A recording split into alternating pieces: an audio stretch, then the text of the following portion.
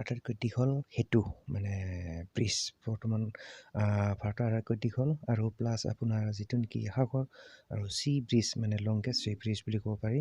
চ' নামটো হ'ল আপোনাৰ অটল সেতু চ' সকলো কথা আলোচনা কৰিম ইন দিছ ভিডিঅ'। তো বলক guys, let's get start the video'.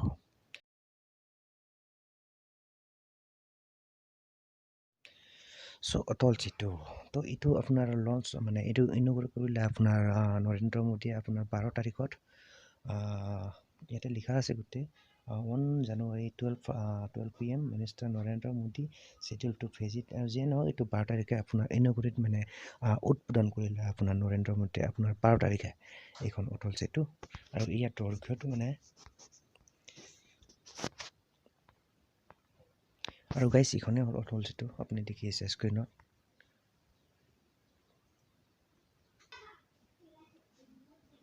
তো অটল সেতু ইজ এবাউট 21.8 কিলোমিটাৰ লং মানে 21 মানে মোটামুটি আপোনাৰ 22 কিলোমিটাৰ দৈৰ্ঘ্যৰ এইখন দলং ভাৰতৰ আটাইতকৈ দীঘল দলং হিচাপে পৰিচিত মানে আপোনাৰ আৰু ইয়াতে আছে আপোনাৰ 16.5 kilometre land over the C and about 5.5 kilometre on the land মানে আপোনাৰ কি বুলি কয় 416 কিলোমিটাৰ আপোনাৰ এইটো সাগৰত বনাইছে সাগৰত মোটামুটি 416 কিলোমিটাৰ আৰু বাকী আপোনাৰ 4-5 কিলোমিটাৰ মোটামুটি মাটিত আছে আৰু বাকী 416 কিলোমিটাৰ আপোনাৰ সাগৰতেই আছে। চ' এইটো মানে বহুত সাগৰত আৰু এইখনে লৈ আহে আপোনাৰ ভাৰতৰ সাগৰত থকা মানে আটাইতকৈ দীঘল দলং।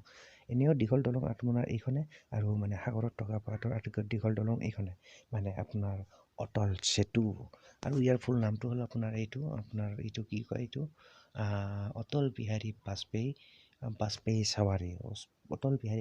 চাৱাৰী বুলি কয়। যিয়ে নহওক নামটো এইটো নামাকৰণ কৰিছে এইটো দি।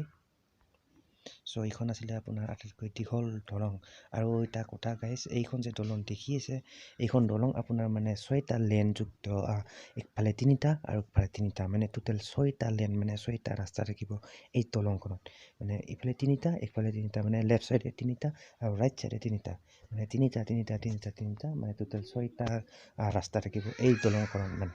চ' এইখন মানে এই দলংখন মানে বহুত পপুলাৰ বৰ্তমান মানে এই দলংখনে আপোনাৰ গোৱা তাৰপিছত মহাৰাষ্ট্ৰ পুনে এইবোৰ জেগালৈ যোৱাত মানে বহুত সুবিধা কৰিব যিহেতু মানে এইখন বহুত হেভি দলং।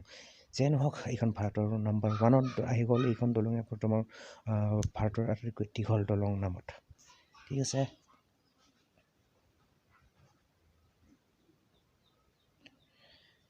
আৰু আপুনি পিকচাৰখন দেখিছে এইখনে হ'ল তাৰ এটা নমুনা মানে এখন ফটো তাৰ এইখিনি যিয়ে নহওক ইয়াৰ তলত লিখা আছে the bridge will provide faster connectivity to Mumbai মানে মুম্বাইলৈ ফাষ্টাৰ কানেক্টিভিটি মানে বহুত স্পীডত মানে সোনকালে পটাপট যাব পাৰিব to Mumbai and international airport and Navi Mumbai international airport মানে মুম্বাই ইণ্টাৰনেশ্যনেল এয়াৰপৰ্ট আৰু নাভি ইণ্টাৰনেশ্যনেল এয়াৰপৰ্টতো মানে সংযুক্ত হৈ আছে এই দলংখন এই ব্ৰিজখন এয়াৰপৰ্টৰ লগত।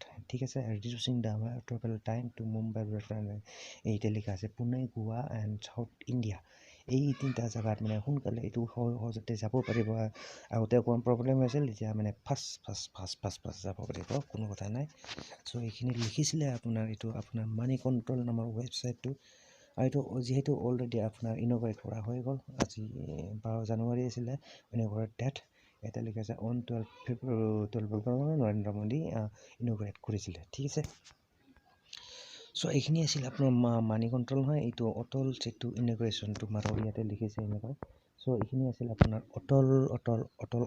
অটল সেতু মানে ভাৰতৰ আটাইতকৈ দীঘল দলংখনৰ ওপৰত সৰু কিছু কথা তো আশা কৰোঁ বুজি পালে আৰু যিখিনি পাৰোঁ মই সেইখিনি বুজাবলৈ চেষ্টা কৰিলোঁ। চ' ঠিক আছে গাইজ আৰু ইয়াতে লিখিছে এটা চিম্পল কথা the prime minister will arrive in Mumbai 3:30 PM to inaugurate and travel and on Atal Bihari Vajpayee Sewri মানে লিখা আছে যিয়ে নহওক এইটো মানে এইটো নেকি যিটো উদ্বোধন কৰিব খুজিছিল নৰেন্দ্ৰ মোদীয়ে এইখন ব্ৰিজখন। চ' সি যাব বোলে মুম্বাইত মানে 3:30ত উপস্থিত হ'ব লাগে বুলি কৈছিলে আৰু এইটো মানে এইবিলাক আৰু ইন'গ্ৰেট কৰা টাইমত এইটো বাই দা ৱে এইখিনি গুচি গ'ল।